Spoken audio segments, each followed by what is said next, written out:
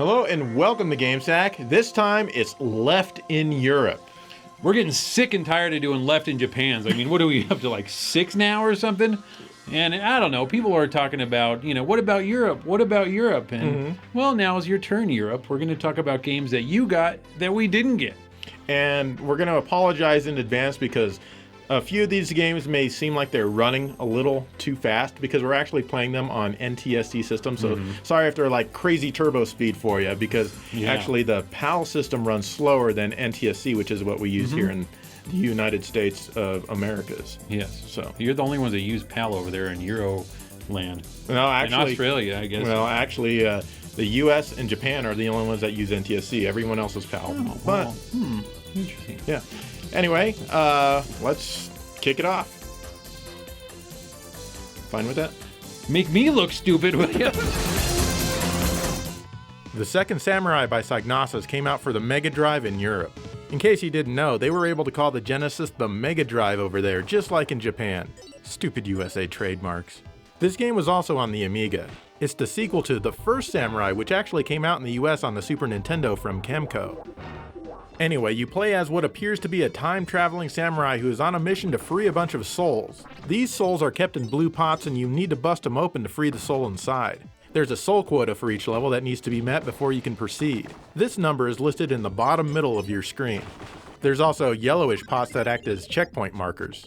Floating blue gems give you items like throwing knives, swords, fruit, and things like that.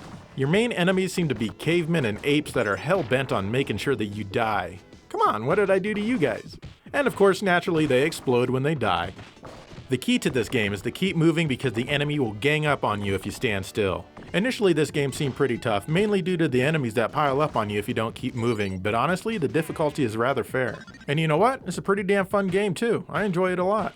Now, some of the controls and the stage design is rough around the edges for sure, but it's still very enjoyable. Trying to find all of the soul pots in each level is pretty fun. The boss fights, while not really that challenging, are entertaining as well. The hardest stage, I think, has got to be when you're riding on the back of this dinosaur and you've got to catch up to the blue pots all while jumping over logs on the ground. If you hit one, it sets you way back and it can be kind of frustrating. The graphics are really nice, though I would have liked to see a bit more variety in the enemies. Yeah, I know, you eventually go to the future and you fight Terminators and stuff, and that's cool, but there still could have been a bigger variety, I think. The music has a fast beat and the sound quality of the instruments is pretty impressive. So why didn't this game come out anywhere besides Europe? I have absolutely no idea, but it should have. It's very accessible to US audiences and it runs perfectly fine on NTSC systems.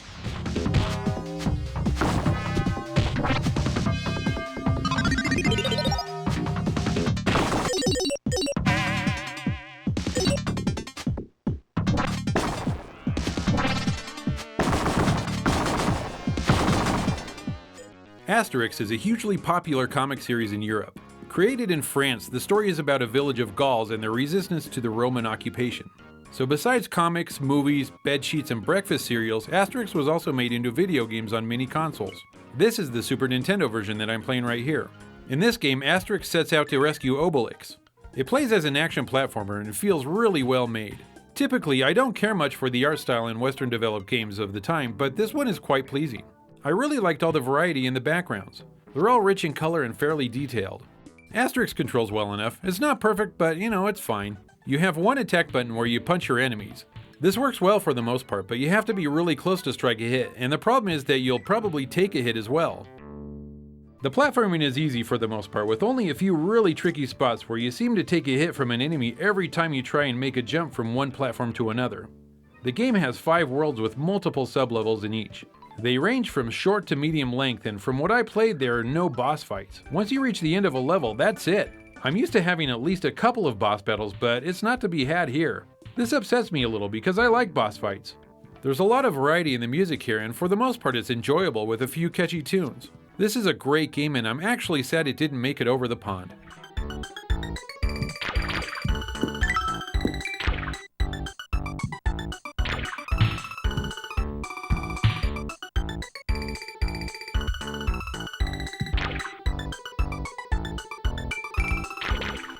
Asterix also had a few games on the Master System, and this one is just called Asterix. Asterix is the old-looking small one, and the big one is Obelix. I'm not really familiar with these characters and they're not tremendously appealing, but the game here is actually pretty good. In fact, it's one of those games that some people went nuts over when we didn't include it in our Master System video. It's actually supposed to be one of the better games on the system. Anyway, before each stage you choose which character that you'd like to control. They each have their own abilities. Obelix can punch through blocks and Asterix can bounce high when punching enemies from above. There are icons hidden in vases throughout the level, and these provide a special ability such as creating platforms to stand on in lava or bombs or whatnot. Fortunately, once you have these powers, you can use it as many times as you want in the stage. Your goal is to make it to the end of the level and find a key to open the door. Occasionally, you'll have to deal with a boss fight. Asterix and Obelix usually have their very own stages designed around their abilities, but there are a few stages that are the same for both. Generally, I prefer playing as Asterix much more, as he's a bit easier to handle due to his smaller size and I don't have to worry about clearing the level of blocks in order to advance. This game is really good, but it's not perfect. For starters, the control is kinda slippery. It's kinda hard to demonstrate in a video, but when you let go of the control pad, the character doesn't stop right away. This makes it very difficult to be precise with your movements. It's really easy to walk right into enemies and obstacles. Also, sometimes progressing through the levels can be tedious as you need perfect timing. Like here, I need to throw an object in the water to create a wave to stand on so I can punch these blocks. The waves don't last long, so I need to get on the wave, throw another item to create the next wave, and hope the first one doesn't disappear too soon. And you gotta do all this while clearing the blocks to advance. Fortunately, you have unlimited continues and you'll need them as this game is largely based on memorization. And that's fine, I have no problem with that.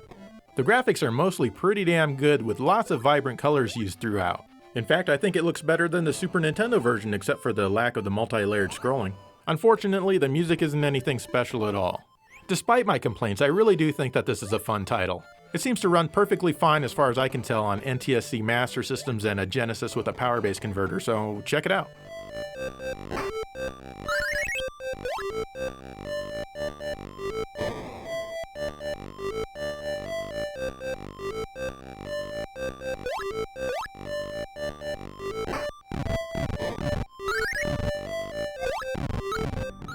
Hanna-Barbera's Turbo Toons is a racing game for the Super Nintendo. I had no idea what to expect when I first turned this game on, and I was completely surprised by what I was playing. It's a simple top-down racing game that plays very much like the Off-Road series. The menu system in the game is horrible. All they give you is a bunch of pictures and you're just supposed to decipher what they all mean, I guess. From a single race to Grand Prix to racing alone or even with the CPU, it's a really bad setup and should have been thought out better. Instead of vehicles, your character runs around the racetracks. The tracks themselves are all laid out okay, but they're narrow and your character is way too big. This means that you bump into your opponents a lot, which causes a pinball effect. If you can time it right, then you can jump by your opponents and this will send them into a spin.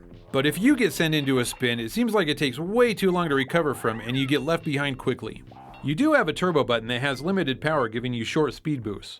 I feel that the only way you can win a race is by getting into first place immediately and putting as much distance between you and the rest of the pack as possible. If not, it's very hard to gain any ground and you're stuck in the pack or behind it even.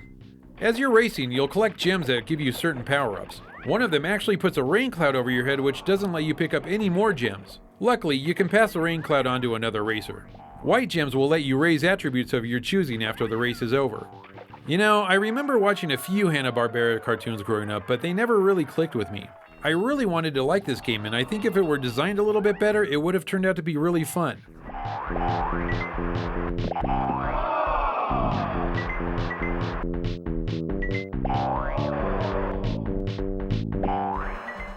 Running Battle is another game for the Sega Master System that was left in Europe. In this one, you play as Brody, who is trying to defeat the soldiers of the Dark Zone. Ooh, scary. Your default attack is punching and kicking, but as you defeat enemies, different icons will appear and will give you projectile weapons like guns and rifles. In fact, throughout most of the game, you'll probably have a gun since the icons are so plentiful. After a few stages, you'll go one-on-one with a boss and you can't use a gun here. There is some semblance of a story between the rounds to keep you emotionally invested in this gripping saga of running and battles. The gameplay, it could have used a lot of refining. There's a huge amount of flicker everywhere. Every time you or an enemy takes damage, the character sprite flickers. It can make it kind of hard to see what you're doing sometimes. The control could also be at least a little bit better. I occasionally found it hard to turn around. I don't know if the enemy was holding me or what. If he was, his animation sure didn't reflect that. There's also not a large variety of enemies, but a few new ones pop up here and there in the later stages. Another thing that doesn't have much variety are the stages themselves. In fact, they pretty much all look identical except for the color. It's the same boring brick techno warehouse again and again. This kind of helps the game wear out its welcome a lot faster than it should. The boss fights are interesting, but the collision detection seems like it could have used some refining as well. The music is pretty good, but again, there's not much of it. Also, for a game called Running Battle, there's not much running at all. The only time you run is when you get an invincibility power-up which lets you plow through the level. Anyway, the game runs fine on NTSC systems. It's not something I'd really recommend though.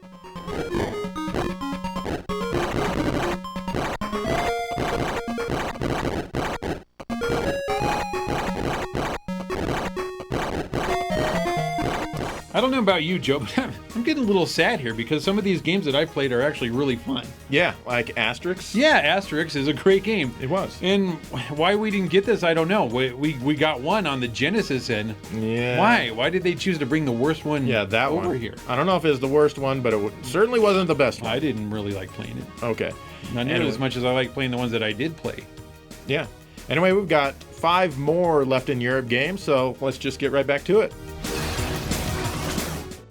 Jelly Boy is an action platformer for the Super Nintendo. You play as a little jelly boy who can morph into different things to help him along the way. You can't morph at will, and you can only do it when you collect icons that show what you will morph into. The game is pretty fun to play, but it's fairly hard. I feel like I'm taking a lot of leaps of faith when jumping because I can't always see the next platform. You can push the view to the left, right, and down a little bit to help you, but it's still tough at times. Along the way, you collect musical notes that serve 2 purposes. If you collect 100 of these without getting hit, you'll get a 1-up. If you have notes and you get hit, you won't die. But if you take a hit without notes, you will die. So the notes basically act like the rings in a Sonic game. The platforming is pretty good, and Jelly Boy can jump fairly high and far. At times he feels a bit floaty, or like he's on ice skates, but it's still manageable. I really like the Jelly Boy sprite for some reason. He's got a really good design and he's got a cute personality. What can I say? There's lots of varieties in the worlds you play through, and each world has a lot of smaller levels. The music and sound effects are fine for what they are, and I don't really have any complaints about them. This is a fun game and I enjoyed playing it. I think it would have found a place here in the US and maybe even gained a small following, but I suppose we'll never know.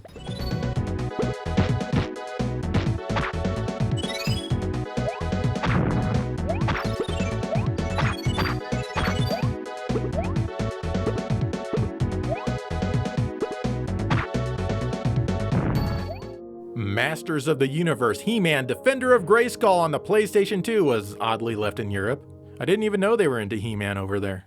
Anyway, He-Man is out doing whatever it is that He-Man does when he gets zapped and turns back into Prince Adam, who looks absolutely nothing like He-Man and could never ever be mistaken for him. He gets captured, but somehow still has a sword in his cell and turns back into He-Man.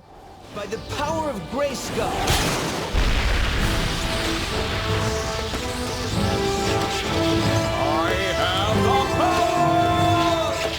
Now he needs to escape and stop Skeletor once and for all, at least until next time. I can kind of already see why they didn't bother releasing this game anywhere else. It feels very unfinished. The control is iffy at best, and it just generally feels kind of awkward. Placing your jumps is really tough. I'm trying to get this sparkly thing up there, and to do that I need to get on top of these boxes. He-Man can climb up onto a single box, but I can't get him to climb up onto the other ones. Oh well, no sparkly thing for me. The collision detection is also pretty bad. Trying to get through this part, which is in the first level, was a real challenge. You get hit even when it looks like you have plenty of room. It'll take a lot of tries. Once you get past that, you ride on a platform. I need to get to that catwalk back there, so I'll just stay here until it moves into place. Nope, I get pushed off by who knows what and fall to my doom, even though I was in the same place and didn't get pushed on the way in. So yeah, this game is tough, but not due to clever level design, but mostly due to what I assume was a very rushed programming schedule. But hey, at least you get to ride He-Man's green tiger thingy. I forget what his name is, it's been a while since I've watched He-Man, sorry. Anyway, this part actually controls a bit better, especially the jumping. You can fire missiles and stuff as well. The graphics are all kind of dull and there's not a huge variety of locations, at least that's what it seems like to me. The music isn't anything noteworthy either. This game is not import friendly as it only runs in PAL at 50 Hz, which means it won't run on your NTSC PS2.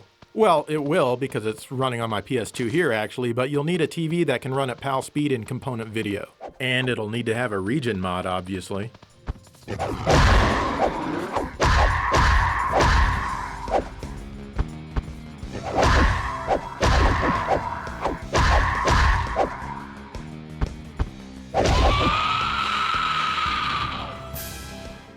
here's Super Danny for the Super Nintendo. Another game that never made it out of Europe, and it's too bad because I kinda like this game. I don't love it, mind you, because it does have some issues and it lacks necessities like boss fights, but what the hell, it's kind of fun. So, from my understanding, Danny is the mascot of the Dan and Food Company. Well anyways, we're here for the game and not the food, and the game is actually pretty entertaining. It's very much like the Lost Vikings as you have 3 characters to maneuver through a level. Each one has a specific talent, and you'll need the talents of all 3 of them to complete each area. Each character handles well, and I had very few problems with platforming or control.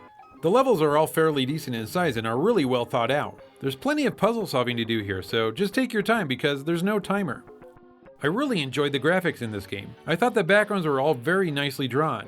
It even has some nice little touches like these skeletons watching your characters walk by. That's really cool. The music is better than average, and I enjoyed it while I was playing.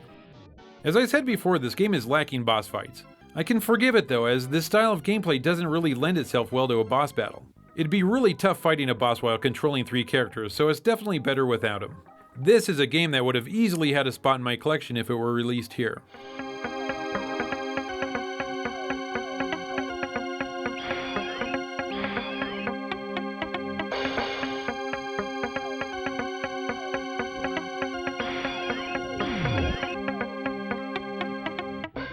Taz Express for the Nintendo 64 is a game starring Warner Brothers' Tasmanian Devil character. In this game, Taz is a package courier and his main goal is to get packages where they need to go.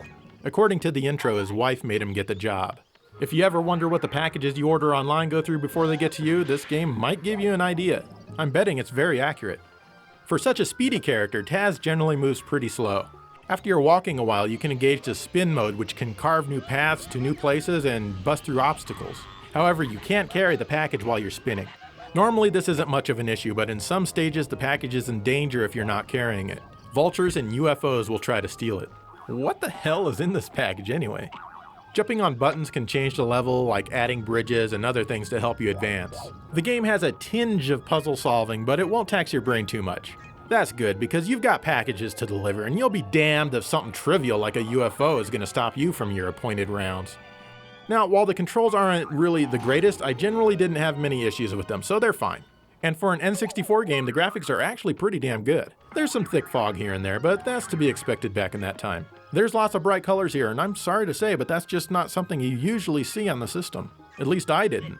The music is cartoony and bouncy, and it fits in with all the cartoon sound effects.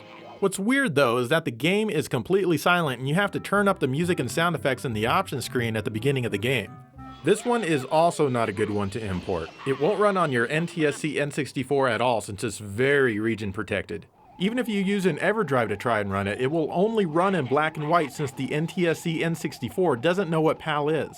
You can get color out of it if you mod your N64 for RGB and have a device which can accept that at the PAL refresh rate. Long story short, that was the only way I was able to record this game. So import friendly? No. I say that this is a pretty good game overall, and it would have been nice to see this released outside of Europe.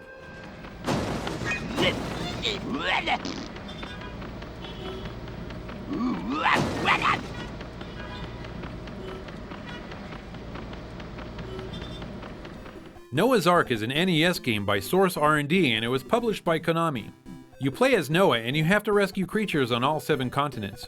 Each continent has 3 stages. The stages themselves are straightforward action platforming which sometimes scroll right and other times to the left. During each area, the water is slowly rising, so you've got to keep moving. There's tons of stuff going on all the time, and sometimes it's really hard to keep track of it all. You'll be collecting icons all throughout each level that will aid you by giving you life, powering up your weapon, or even giving you the ability to fly. There's tons of hidden icons that will only appear when you shoot an area where they're hidden, so shoot like crazy because there's lots of good stuff to be found. At one point in the game, I turned into a fish for no reason at all. I think I collected this fish bone icon and it turned me into a fish. I couldn't duplicate it, so I don't know if that was it, but I was totally surprised when it happened. At the end of the first 2 stages of an area, you fight a giant drain plug. Once you defeat it, the water will recede just like in a real flood, and fruit will start falling from the sky just like in real life. The final stage of each area has a larger boss fight, which is pretty fun and definitely challenging. Speaking of challenging, the whole game is not easy, and you'll be dying quite a bit. There's lots of things that seem to drain your whole life bar with one hit. Like this cactus in North America. I mean, come on, I know cactuses are dangerous, but these ones must be poisoned or something. Another thing I don't like is when Noah falls off something high and hits the ground, you can't control him for like 2 seconds. It seems like nothing, but it's very annoying. I like the graphics in the game. They're all really well drawn and pleasing to the eye. The music isn't really anything exciting, and I'm fine with that. This would have been a cool game for my collection had it made its way over here.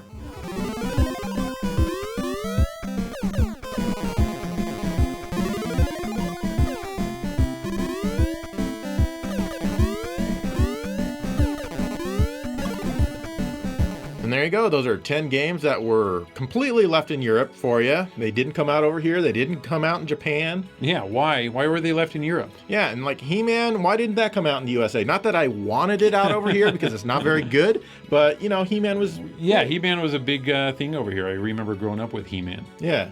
So anyway, let us know if you can think of any more games that were left in Europe that were good enough for us to cover, and we'll try to see if we can get them to run on the stuff we have. Yeah, I'd love to make a Left in Europe Part 2. Yes. And in the meantime, thank you for watching GameSack.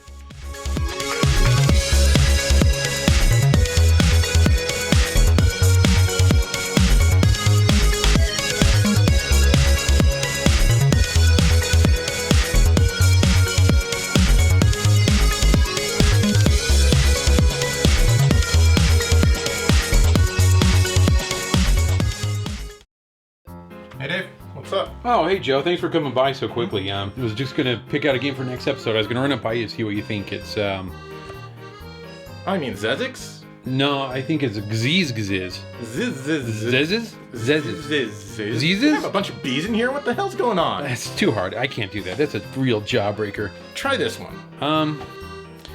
Yeah, this isn't any better. Can't even read that font. Magic of Sherazade. That sucks too. Let's go easy. Yeah, this is easy. Yeah, this is more like it. Gradius. Gradius. Gradius. Not it is Gradius. Grodius. That's Gradius.